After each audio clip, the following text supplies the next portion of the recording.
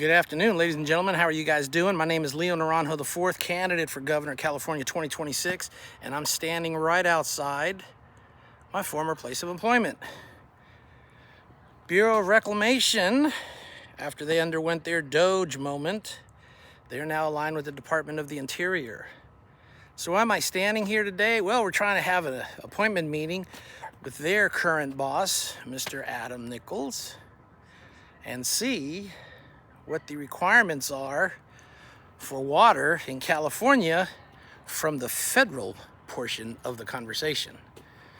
We have these questions that were asked most recently at the the candidate gubernatorial forum on Crosstalk. What are we going to do about land management and forest management? Well, this is one of the agencies you would have to talk to before you have any type of conversation in California about water and its usage. You have to include the federal agencies. They have to know what it is you're trying to do at the state level, because whether you want to admit it or not, they are partners in the equation. Many of the other candidates may or may not be aware of that fact, but from the language they use and the discussions that they have, they seem to be unaware that a good portion of water supplies in California are directly impacted by federal authorities. And they work in partnership with the state. Not all the time cooperatively, sometimes a little bit adversarially, but overall it's for the benefit of the state.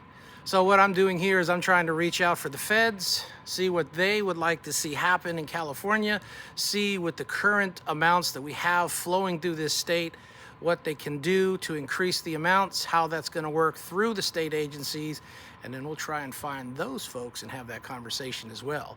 So why is this video being put out? This video is being put out just to remind people out there, whenever you hear candidates talk about water usage, storage, and everything else, please bear in mind, many of the storage holding dam facilities are run by this department right here, one I used to work for. So when you see me chuckling as they're struggling with an answer, bear in mind, it's not because I don't know what they're talking about or I'm unaware of how they're explaining it.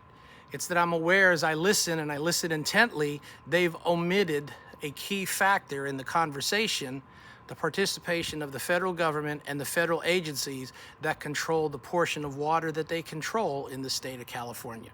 Thank you very much for listening, dropping in. This is a really super fast video compared to some of the other ones.